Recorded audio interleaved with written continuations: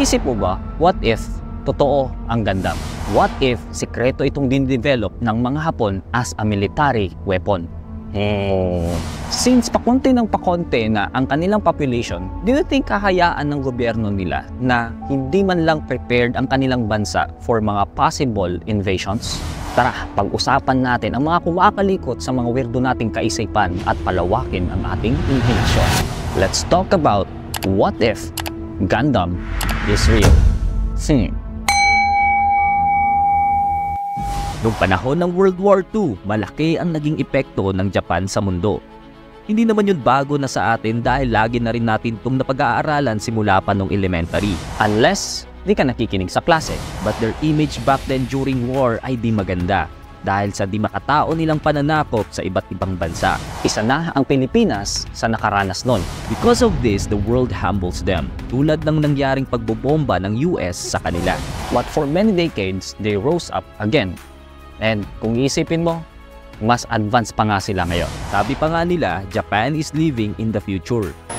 Dude, kinuha niyo yung papel. 2 ballpens at the same time? Wow. Isang patunay na dyan ang advanced technology nila. Kilala mo naman si Asimo, di ba? Asimo, Advanced Step and Innovative Mobility, was once the most well-known advanced humanoid robot in the world. Pinakilala nila ang robot na yan year 2000 pa. Friend, ito ang fun fact. Since 1980s pa ay nagde-develop na sila ng mga robots dito sa Japan. Imagine mo, for more than 40 years of research and development, ano na kaya ang nagagawa nila ngayon? Uy, base ito sa 40 years na dineclare nila ha, hindi natin alam kung ano talagang totoo at gaano na talaga ito katagal. Sa atin kaya, sa makalipas na 4 years, ano na ang nadiskubre natin?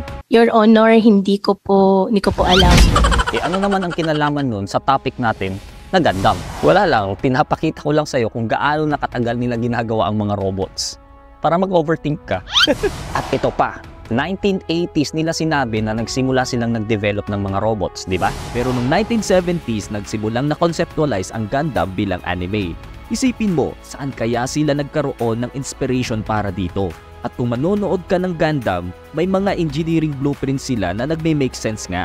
Mula sa body structure nito, sa mga joints niya, sa cockpit, at iba pa. Nakakita na rin ako ng moving Gundam nila sa personal. It was really fantastic. Kaya napapaisip ako, what if totoo talaga to at sekreto lang nila na may ganito na pala sila? Ano ang pwedeng epekto nito sa Japan at sa buong mundo? Una, breakthrough. Mas lalong makikilala ang Japan bilang leading country in the whole world sa advanced technology. It will be a breakthrough to humanity pagdating sa usaping robotics, AI, material science, and energy storage.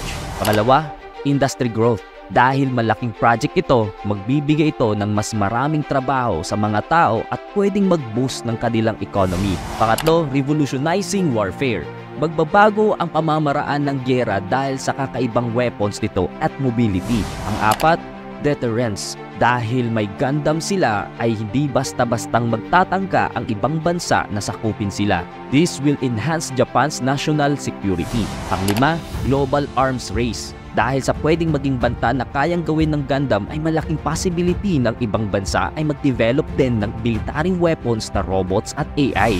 Pero para maging posible ito ay may malaking bagay na i-consider pa rin ang Japan. Number 1, high cost. Sobrang laki ng magagastos sa paggawa nito at maintenance. At ang mga materials nito ay di basta-bastang available sa market. It could cost a lot of natural resources in the world. Number 2, global tension. Magko-cost ito ng pagkabahala ng ibang bansa sa pwedeng gawin ng Japan. Pati mismo ang kaibigang bansa ng Japan ay pwedeng maging crucial ang relationship. Number 3, international law. Kukwestiyonin ang project na ito dahil nga sa batas pandaigdig. Mula sa advanced weapon system nito at mga rason kung bakit ito nabuo. Well, ito lang masasabi ko, kung totoo man ito o hindi, posible man ito o hindi, may isang tanong pa rin na namumuo sa aking isipan. Ang bansang Japan ay bagsak daw ang ekonomiya, ngayon, mababa din ang perang yen, right? Pero what if binuhos nila ang buong budget nila para sa robots and AI? Isip-isip.